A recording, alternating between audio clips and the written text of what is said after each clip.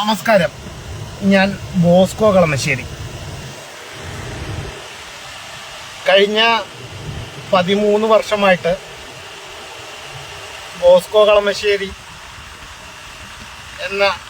എന്നെ ലോകത്തെ അറിയിച്ചതും അല്ലെങ്കിൽ ഉദ്യോഗസ്ഥരുടെ ഇടയിലൊക്കെ എൻ്റെ പേര് കേൾപ്പിച്ചത് കളമശ്ശേരി നഗരസഭയാണ്. അത് മറ്റൊന്നും കൊണ്ടല്ല, ഒരു മനുഷ്യനറിയാതെ മനസമാധാനത്തോടെ ജീവിച്ചു പോന്നിരുന്ന എന്നെ നാട്ടിൽ വരുത്തി ഒരു നിയമ പോരാട്ടത്തിൻ്റെ ഭാഗമാക്കി തീർത്തതാണ് കളമശ്ശേരി നഗരസഭ. ആ കളമശ്ശേരി നഗരസഭയിൽ ഈ കാണുന്ന എൻ്റെ വീട്, ഇവിടെയാണ് ഞാൻ ഒരു എൻ്റെ ഈ 40-41 വയസ്സ് വരെ ഞാൻ ജീവിച്ചിരുന്നത്. ആ വീട് പുതുക്കി പണിയണം എന്ന് പറഞ്ഞുകൊണ്ട് 2013 ഞാൻ കളമശ്ശേരി നഗരസഭയിൽ അപേക്ഷ വെക്കുകയും കളമശ്ശേരി നഗരസഭ എനിക്കതിലൂടെ വഴിയില്ലാതെ പെർമിഷൻ തരാൻ പറ്റില്ല എന്ന് പറഞ്ഞപ്പോൾ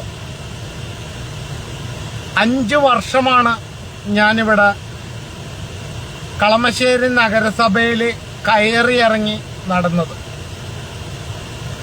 കളമശ്ശേരി നഗരസഭയിൽ കയറിയിറങ്ങി നടന്നിട്ടും കളമശ്ശേരി നഗരസഭ യാതൊരു നടപടിയും സ്വീകരിക്കാതെ എൻ്റെ വീടിൻ്റെ പെർമിറ്റ് തരാതെ കഷ്ടപ്പെടുത്തി അവസാനം ഞാൻ ദേഹത്ത് പെട്രോൾ വരെ ഒഴിച്ചു. അതിൻ്റെ ഇടയിലാണ് ഈ കാണുന്ന ആ മൂലയ്ക്ക് നിൽക്കുന്ന ഓടിളകി എൻ്റെ മകൻ്റെ തലയിൽ വീണു. അപ്പോഴും കളമശ്ശേരി നഗരസഭയിലെ അന്നിരുന്നേച്ച ചെയർമാൻ അല്ലെങ്കിൽ ചെയർപേഴ്സൺ ചിരിച്ച് കളിച്ചുകൊണ്ട് വന്ന് കളിയാക്കി ചിരിച്ചു കൊണ്ടുപോയി. വിട്ടില്ല. 2019 ഞാൻ കേരള ഹൈക്കോടതിയെ സമീപിച്ചു. അനുകൂലമായ ഉത്തരവ് ഞാൻ മേടിച്ചു. അപ്പോഴും കളമശ്ശേരി നഗരസഭ പറഞ്ഞത് വഴിയില്ലാതെ കൊടുക്കാൻ പറ്റത്തില്ല എന്നൊക്കെയാണ് പറഞ്ഞത്. അവിടെ ഒരു വഴിയുണ്ട്, കണ്ടോ? അത് പുറകിലേക്ക് ചെന്ന് കയറുന്ന ഒരു വഴിയാണ് ആ കാണുന്നത്. അങ്ങനെ നിയമപോരാട്ടങ്ങളും കഴിഞ്ഞു, എല്ലാം കഴിഞ്ഞു. അവസാനം ഹൈക്കോടതി ഉത്തരവ് പ്രകാരം വീട് പണിയാനുള്ള പെർമിഷനും കളമശ്ശേരി നഗരസഭ തന്നെ തന്നു. അങ്ങനെ ഇപ്പോ ഞാൻ വീട് പൊളിക്കുവാണ്. അതാണ് എൻ്റെ വീട്, കണ്ടോ? ഇടിഞ്ഞു വീഴാറായ എൻ്റെ വീട് ആണ് ആ കാണുന്നത്. കാണുന്നവരൊക്കെ ശരിക്കും കണ്ടോ?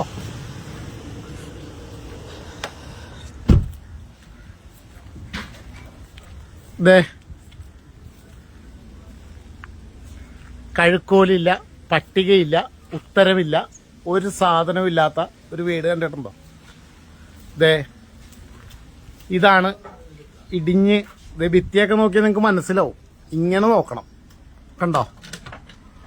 ഒരു സൈഡ് മാത്രം ഭിത്തി, അത് എങ്ങനെ പോലെ ഇരിക്കണത്. ഇതിങ്ങോട്ട് നോക്കിയേ, എങ്ങനെ ഇരിക്കണേന്ന് നോക്കിയ ഭിത്തി കണ്ടോ? പട്ടിയൊക്കെ നോക്കിയേ. ഇതവിടെ നിന്നാണ് ഒരു 2 വർഷം മുമ്പ് കൊച്ചിൻ്റെ തലയിൽ ഓട് ജസ്റ്റ് മിസ്സിന് മലയാള മനോരമയിൽ വാർത്ത വന്ന ആ വാർത്ത നിങ്ങൾക്ക് ഓർമ്മയുണ്ടാവൂലേ? അവിടെ നിന്ന് വീണ് താഴത്തേക്ക് വീണത്, പീസ് അടർന്ന് വീണത്. കഴുക്കോല് കണ്ടോട്ടോ? ഗീവർഗീസ് ഉണ്ണിയാലിൻ്റെ മറ്റോ അമ്പം പിടിച്ചോണ്ടിരിക്കണ പോലെയാണ് ഇവിടെ കിടന്നു വെച്ച ഡൈനിങ് ടേബിളിന്റെ മേളിൽ ഈ സാധനം ഇരുന്ന് വെച്ചത്, കണ്ടോ? ഇതാണ് എൻ്റെ വീട് എന്ന് പറഞ്ഞത്. ഇതിന് പെർമിറ്റ് തരാനാണ് ഇവർ ലോകത്തില്ലാത്ത നിയമങ്ങളൊക്കെ പറഞ്ഞത്. എന്നിട്ട് ഇപ്പൊ വന്നിട്ട് ഒരു ഉളുപ്പും ഇല്ലാണ്ട് വന്നിട്ട് വോട്ട് ചെയ്യാൻ പറഞ്ഞ ഞാൻ ചെയ്യോ? നോക്കിയേ, പട്ടിക പോലും ഇല്ല. നോക്ക്, ദേ കണ്ട, ഇതാണ് എൻ്റെ വീട്. നോക്കിക്കോ, അതെ വീട്ടിലെ കട്ടള നോക്കിക്കോ. വീടിന്റെ ഫ്രണ്ട് ഡോറിന് ദേ ഒരു കുറ്റിയോ, ദേ വീട് ഫ്രണ്ട് വശത്ത് കൂടി, നിങ്ങളൊക്കെ വീടിന്റെ ഫ്രണ്ട് വശമല്ലേ പൂട്ടിക്കൊണ്ടുപോണത്. എന്റെ വീടിന്റെ ഫ്രണ്ട് വശം പൂട്ടാൻ പറ്റുമെന്ന് വരെ നോക്കിക്കോ നിങ്ങള്. ദേ പൂട്ടാൻ പറ്റൂല, അതണ്ട, കുറ്റിയും കൊളുത്തുമില്ല. ഇതാണ് എന്റെ വീട്, കണ്ട. ഇവിടെ ഇതൊന്ന് പൊളിച്ചു പണിയാനാണ് ഞാൻ ഈ കഴിഞ്ഞ 13 വർഷമായിട്ട് നിയമപോരാട്ടം നടത്തിയത്. എന്നിട്ടാണ് ഇവര് വലിയ ലോകത്തുള്ള നിയമങ്ങളും നിയമ സംവിധാനങ്ങളും പറഞ്ഞത്. ദേ വീടിന്റെ ജനലാണ് ഈ കാണുന്നത്, കണ്ട. ഒന്ന് തൊട്ടതേ, കമ്പിയൊന്നും ഇല്ല, അതേ നോക്കിക്കോ. ദേ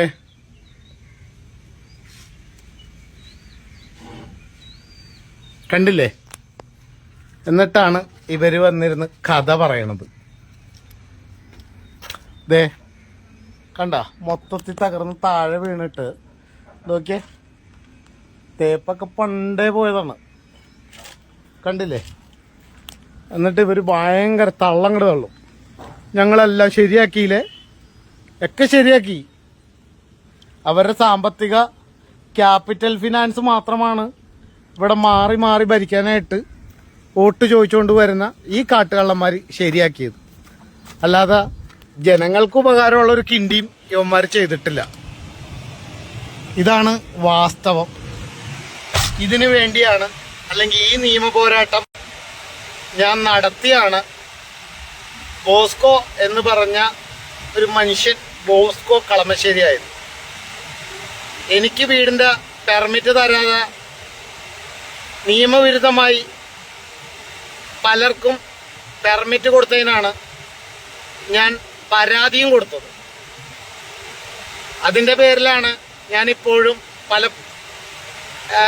പലരും വിളിക്കുമ്പോഴും ഞാൻ ഹൈക്കോടതിയിലാണ് എന്നൊക്കെ പറഞ്ഞ് ഞാൻ വെക്കുന്നതും ഈ ഒറ്റ കാര്യം കൊണ്ടാണ്. എനിക്ക് വീടിന്റെ പെർമിറ്റിന് പറഞ്ഞപ്പോൾ നിയമം പറഞ്ഞ കളമശ്ശേരി നഗരസഭ ഇവിടെയുള്ള പലർക്കും നിയമവിരുദ്ധമായി പെർമിറ്റ് കൊടുത്തിട്ടുണ്ട്. അങ്ങനെ പെർമിറ്റ് കൊടുത്തവർക്കെതിരെയാണ് ഞാൻ കഴിഞ്ഞ 13 വർഷം ഞാൻ അവർക്കെതിരെയും കൂടി, കളമശ്ശേരി നഗരസഭയ്ക്കെതിരെ മാത്രമല്ല ഫൈറ്റ് ചെയ്തത്. കളമശ്ശേരി നഗരസഭയിൽ അവര് നിയമവിരുദ്ധമായി പെർമിറ്റ് കൊടുത്ത കെട്ടിടങ്ങൾ പൊളിക്കണമെന്നും കൂടി പറഞ്ഞുകൊണ്ട് ഞാൻ പരാതി വേറെയും കൊടുത്തിട്ടുണ്ട്. കാരണം എൻ്റെ മകന്റെ തലയിൽ ഓട് വീണപ്പോ ചിരിച്ച ജനപ്രതിനിധികള് ഇന്നിപ്പോ ഈച്ചേനെ ഓടിച്ച് വീട്ടിലിരിപ്പുണ്ട്. കാരണം തോറ്റ് തുന്നം പാടി ഒക്കെ ഇരിക്കണത്.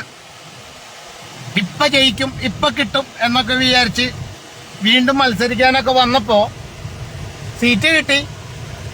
ആ കൗൺസിലറുടെ ഗുണനിലവാരം അല്ലെങ്കിൽ ഗുണങ്ങള് ജനങ്ങൾക്ക് മനസ്സിലായപ്പോ ജനങ്ങൾ തന്നെ അവരെ വീട്ടിലിരുത്തി.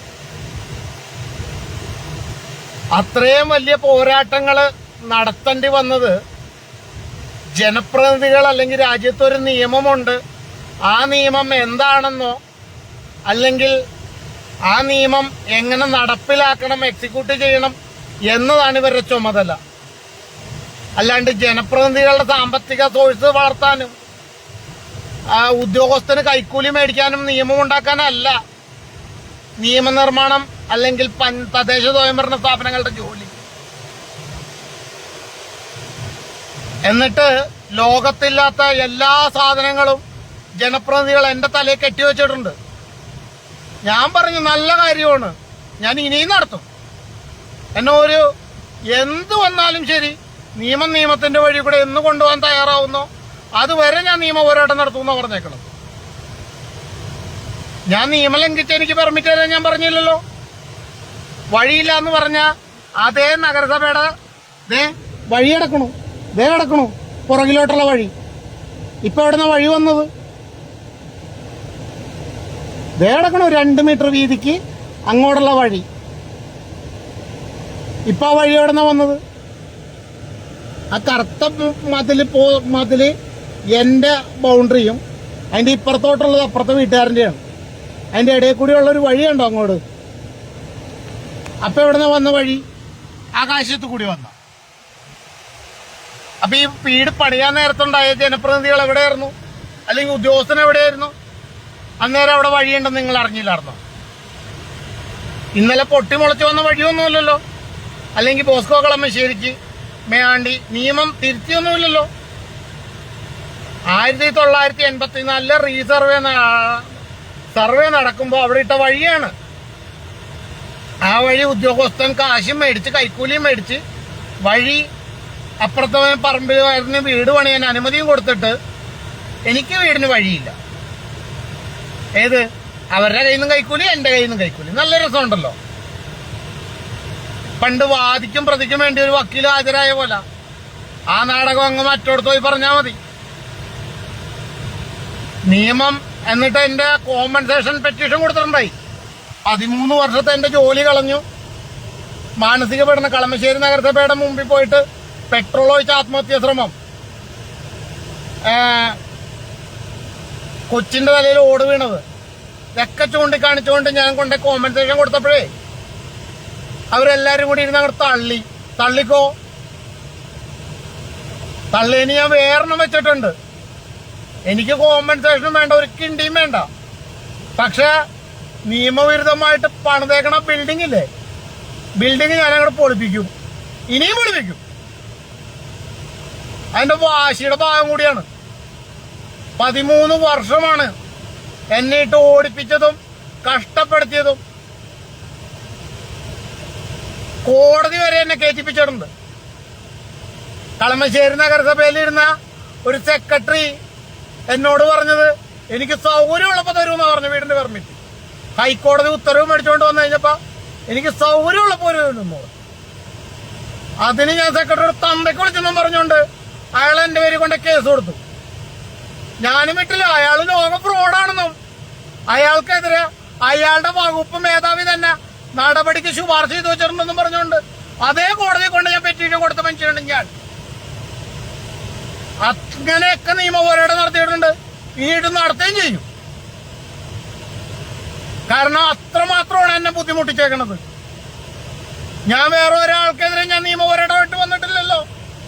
ഞാൻ നടത്തിയേക്കണത് കളമശ്ശേരി നഗരസഭയിലെ ഉദ്യോഗസ്ഥർക്കെതിരെ മാത്രമാണ്. അത് ഇനിയും നടക്കും. കാരണം ഈ വീടൊന്നും ഞാൻ പൊളിച്ചു പണിയാനായിട്ട് ഈ കളമശ്ശേരി നഗരസഭയില കേരളത്തിൽ ഇങ്ങനത്തെ ഒരു വീട് വേറെ ഉണ്ടോ നിങ്ങൾ നോക്ക്. ഒരു ഓടിട്ട വീട്. അല്ലെങ്കിൽ എനിക്ക് ലൈഫ് പദ്ധതിന്ന് എനിക്ക് മറ്റേ തുക അനുവദിച്ചു തരണമെന്നും പറഞ്ഞ് കേസ് നടത്തിയതല്ല. അല്ലെങ്കിൽ ഞാൻ മറ്റേ സർക്കാർ എനിക്ക് വീട് പണിയാനുള്ള സാമ്പത്തിക സഹായം തന്നെന്നും പറഞ്ഞുകൊണ്ട് അപേക്ഷിച്ചതിനല്ല. ഞാൻ എന്റെ കയ്യിലിരിക്കുന്ന കാശ് വെച്ച് എന്റെ കയ്യിലിരിക്കുന്ന ഭൂമി ഒരു വീട് പണിയാൻ ഞാൻ ചോദിച്ചതിനാണ് അവരെനിക്ക് പെർമിറ്റ് തരാതിരുന്നത്. എന്നിട്ട് ഭയങ്കര തള്ളങ്ങട് തള്ളുമല്ലോ. ഞങ്ങൾ അധികാരത്തിൽ വന്നപ്പോ 10 ലക്ഷം വീടുകൾ നിർമ്മിച്ചു നൽകി. എവിടെ വീട് നിർമ്മിച്ചു നൽകിയത്? ആകപ്പാടെ തന്നത് 4 ലക്ഷം രൂപ. അതും എങ്ങനെ തന്നത്? 50, 60, 70, 10 ഒക്കെ തന്നിട്ട് പറയും. അത് കഴിഞ്ഞിട്ട് ലൈഫ് പദ്ധതിയുടെ കംപ്ലീഷൻ കൊടുക്കുമ്പോഴോ അതിൽ നിന്ന് അവനൊരു സന്തോഷത്തിനൊരു വിഹിതം അവനും കൊടുക്കണം. ഏത് ഉദ്യോഗസ്ഥനും കൊടുക്കണം. ഈ ഇതേപോലെയുള്ള കാട്ടുകള്ളന്മാരാണെന്ന് എന്നിട്ട് തള്ളോ. ഞങ്ങൾ അങ്ങനെ ചെയ്തില്ലേ, ഞങ്ങൾ ഇങ്ങനെ ചെയ്തില്ലേ, ഞങ്ങൾ മറച്ചില്ലേ, ഒരു കിണ്ടിയും ചെയ്തിട്ടില്ല. എന്നിട്ട് ഇരുന്ന് തള്ളുന്നു. അപ്പൊ ഇന്നിപ്പോ എന്നെ രാവിലെ മറ്റേ പ്രമോഷൻ കോള് വന്നിട്ടുണ്ടായി. KSRTCയിൽ 3000 രൂപ അല്ല പെൻഷൻ ഞങ്ങൾ 3000 രൂപ കൊന്നു. ഈ 2000 രൂപയ്ക്ക് ഇറങ്ങി പോകാൻ നേരത്ത് ആ 2000 രൂപ 3000 രൂപയ്ക്കാ പോരാടുന്ന. അതെന്താക്കാഞ്ഞത്? അപ്പൊ അതേ കോൺഗ്രസ്സുകാർ പറഞ്ഞ് ഞങ്ങൾ വന്നു കഴിഞ്ഞാ ഇന്ദിരാ ഗ്യാരണ്ടി KSRTC ബസ്സിൽ സൗജന്യ യാത്രയാണ്. നിങ്ങൾ എപ്പോഴാക്കും? നിങ്ങൾ അടുത്ത ഇതേപോലെ അടുത്ത 5 വർഷം കഴിഞ്ഞ് ഇറങ്ങി പോറാവുമ്പോഴോ എപ്പ ശരിയാക്കും? നിങ്ങൾക്ക് പറയാൻ ധൈര്യമുണ്ടോ? ചങ്കുറപ്പുണ്ടോ? ദേ ഞങ്ങൾ ഭരണത്തിൽ കയറിയ പിറ്റേ ആഴ്ച മുതല് ഞങ്ങൾ ഈ പറഞ്ഞ ഗ്യാരണ്ടി ഞങ്ങൾ നടപ്പിലാക്കുമെന്ന് നിങ്ങൾക്ക് പറയാൻ പറ്റുമോ? പറയില്ല. പറയുന്നുണ്ടെങ്കിൽ പറ. പ്രതിപക്ഷ നേതാവ് VD സതീശൻ അവിടെ ഉണ്ടല്ലോ. രാഹുൽ ഗാന്ധി ഇടയ്ക്കിടയ്ക്ക് ഇവിടെ വരുന്നുണ്ടല്ലോ. എപ്പ ചെയ്യൂന്ന് പറ. എപ്പ മുതൽ ജനങ്ങൾക്ക് സ്ത്രീകൾക്ക് സൗജന്യ യാത്ര എപ്പ തൊട്ട് കിട്ടുമെന്ന് നിങ്ങളൊന്ന് ഉറപ്പ് പറ. അതല്ലേ ഉറപ്പ്? ഞങ്ങൾ കൊടുക്കൂന്ന് പറയണല്ലോ. ഞങ്ങൾ ഭരണത്തിൽ കയറിയ പിറ്റേ ആഴ്ച മുതൽ കൊടുക്കൂന്ന് പറയണം, അല്ലെങ്കിൽ പിറ്റേ ദിവസം മുതൽ കൊടുക്കൂന്ന് പറയണം. പറയാൻ പറ്റൂല. കാരണം ഇതൊക്കെ വെറും വാഗ്ദാനങ്ങൾ മാത്രമാണ്. കോൺഗ്രസിന്റെ മാത്രമൊന്നുമല്ല, CPM-ന്റെ ആണെങ്കിൽ അതേപോലെയൊക്കെ തന്നെയാണ്. ഇതൊക്കെ എന്നെ കൊണ്ട് പറഞ്ഞതല്ല, പറയിപ്പിച്ചതാണ്. കാരണം 13 വർഷമാണ് എന്റെ ലൈഫ് കളഞ്ഞത്. ഈ കാട്ടുകള്ളന്മാരാണ് ഇവിടെ ഇരുന്ന് മറിക്കാൻ പോണത്. ഒരു കിണ്ടിയില്ല, തള്ളു മാത്രമേ ഉള്ളൂ. ഡീസൽ അടിക്കാത്ത വണ്ടിയില് എന്തായിട്ടാ സ്റ്റാർട്ട് ആവാത്ത? എന്താന്നറിയാൻ പാടില്ല മോനെ. ഒന്ന് കൈവച്ച ചിലപ്പോ സ്റ്റാർട്ട് ആവും എന്ന് പറഞ്ഞ പോലെ ഇവരെ തള്ളി തള്ളി തള്ളി ഊപ്പാട് കൊല്ലും. എന്തേ വണ്ടി സ്റ്റാർട്ട് ആവൂല? ഡീസലും പെട്രോളും ഇല്ലാത്തോണ്ടാ എന്ന് പറഞ്ഞ പോലെ തന്നെയാണ് ഇവരുടെ അഭ്യാസവും. ഒരു കാര്യത്തിന് ഒരു സർക്കാർ ഓഫീസിൽ കയറിയിട്ടുണ്ടെങ്കിൽ ഒരു 10 തവണയെങ്കിലും കയറേണ്ടി വരും. ഒറ്റ ദിവസം കൊണ്ട് കിട്ടിയ ആരെങ്കിലും ഇവിടെ ഉണ്ടോ? ഉണ്ടെങ്കിൽ പറ. ഞാൻ നടന്നത് 13 വർഷമാണ്. എന്നിട്ട് ഉദ്യോഗസ്ഥന്റെ കൈക്കൂലി തീർന്നിട്ടില്ല. അങ്ങനെയാണ് എന്റെ വീടിന്റെ പെർമിറ്റ് തരേണ്ട ഓവർസിയർ പിരിവോട് പിരിവറന്ന് കാശുള്ളവന്റെ കയ്യിൽ നിന്ന് മേടിക്കും, കാശില്ലാത്തവന്റെയും കയ്യിൽ നിന്ന് മേടിക്കും. അവസാനം മേടിച്ചിട്ട് എന്ത് പറ്റി? തലമുറ സംരക്ഷിക്കാൻ പോലെ അല്ലെങ്കിൽ മോഷ്ടിച്ചും ഭീഷണിപ്പെടുത്തിയും ഒക്കെ മേടിച്ച കാശ് കൊണ്ട് അവന്റെ വീട്ടുകാർക്ക് ഉപകാരം ഉണ്ടായില്ല. കാരണം സമ്പാദിച്ചതൊക്കെ അവരുടെ കാലശേഷം അത് സർക്കാരിലേക്ക് പോകും. ഉണ്ടായ ഒരു കൊച്ചുണ്ടേ ഉള്ളൂ, അതാണെങ്കിൽ പെടുമരണം പെട്ടുപോയി. ഇതാണ് നിങ്ങളൊക്കെ നമ്മള് അധ്വാനിക്കാതെ ഉണ്ടാക്കുന്ന പണം.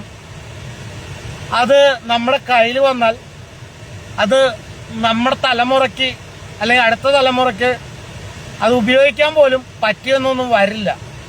ഇതൊക്കെ ഓർത്തിട്ട് വേണം ഓരോരുത്തരെയും ബുദ്ധിമുട്ടിക്കാൻ. എന്തായാലും എൻ്റെ സങ്കടവും ദേഷ്യവും സന്തോഷവും ഒക്കെ ഞാൻ പറഞ്ഞെന്നുള്ളൂ. കാരണം വീട് പൊളിച്ചു, ഇനി ഒരു പുതിയ വീട് ഞാൻ ഇവിടെ തന്നെ പണിയാൻ ആണ് എൻ്റെ പ്ലാൻ. പട്ടികയില്ല, കഴുക്കോലും ഇല്ലാത്ത ആ ഷീറ്റ് കണ്ട ആ ഷീറ്റ് നിങ്ങളത് എന്നൊന്ന് നോക്കിക്കോ. അതെ നടുക്കൊക്കെ പട്ടിക വല്ലതൊക്കെ ഉണ്ടോന്ന് നോക്കിയേ, നോക്ക്. കണ്ട ഒന്നുമില്ല. ചാവാതെ ഇരുന്നത് ആരുടെയൊക്കെയോ പ്രാർത്ഥനയുടെ അല്ലെങ്കിൽ ഞാൻ ചെയ്തു കൊടുത്ത ഉപകാരങ്ങൾക്ക് അവരുടെ പ്രാർത്ഥന കൊണ്ട് മാത്രമാണ്. അല്ലെങ്കിൽ 2025 ഒക്ടോബർ മാസത്തിലടിച്ച ആ കാറ്റത്ത് ഞാനും ആ വീടും കൂടി, ആ വീട് എൻ്റെ തലയിൽ ഇടിഞ്ഞു വീണ് ഞാൻ അതിൻ്റെ ഉള്ളിൽ കിടന്ന് ചത്താണ്. ഒരനക്കം ഉണ്ടായി കഴിഞ്ഞാൽ അത് ഇടിഞ്ഞ് താഴ്ത്തോട്ട് വീഴും. ഭിത്തിയൊക്കെ ഇരിക്കണത് ഇങ്ങനെയാണ്, പോലെ ഇങ്ങനെ ഇരിക്കണം. അതിന്റെ പുറത്ത് കളക്ടർ വരെ ഞാൻ ചീത്ത വിളിച്ചിട്ടുണ്ട്. വീട് ഇടിഞ്ഞു വീണപ്പോ ജില്ലാ കളക്ടർ വരെ ഞാൻ ഇരുന്ന് ചീത്ത വിളിക്കേണ്ടി വന്നിട്ടുണ്ട്. അത്രമാത്രം ഇവരെന്നെ ബുദ്ധിമുട്ടിച്ചിട്ടുണ്ട്. അതേപോലെ തന്നെ ഞാൻ തിരിച്ചും ബുദ്ധിമുട്ടിച്ചിട്ടുണ്ട് കേട്ടാ, ഇല്ലാന്ന് ഞാനും പറയണില്ല. വാശി ഒരാൾക്ക് മാത്രമുള്ളതല്ലോ, വാശി 2 പേർക്കുള്ളതല്ലേ. എന്തായാലും പൊളിച്ച് നാളെ കൊണ്ടത് മൊത്തം പൊളിച്ച് നീക്കും എന്നാണ് ഇത് അവരൊക്കെ പറഞ്ഞേക്കണം. കണ്ടില്ലേ, കഴുക്കോലും ഉത്തരവും ഒന്നുമില്ലാത്ത അമ്പും വില്ലും പിടിച്ച് ഗീവർ ഗീസുണ്യാളൻ കുന്തവും പിടിച്ച് നിൽക്കണ പോലെ കഴുക്കോലൊക്കെ നിൽക്കണ കണ്ടില്ലേ. ഇനി എന്തായാലും വീട് പൊളിക്കുവാണ്. ആ സന്തോഷ വാർത്ത കൂടി പറയാൻ വേണ്ടി നിങ്ങളുടെ മുമ്പിൽ വന്നു എന്ന് മാത്രമേ ഉള്ളൂ. എന്തായാലും കൂടെ നിന്ന, അല്ലെങ്കിൽ എൻ്റെ നിയമ പോരാട്ടത്തിന് കൂടെ നിന്ന എല്ലാവരോടും നന്ദി പറഞ്ഞുകൊണ്ട് ഞാൻ നിർത്തുന്നു.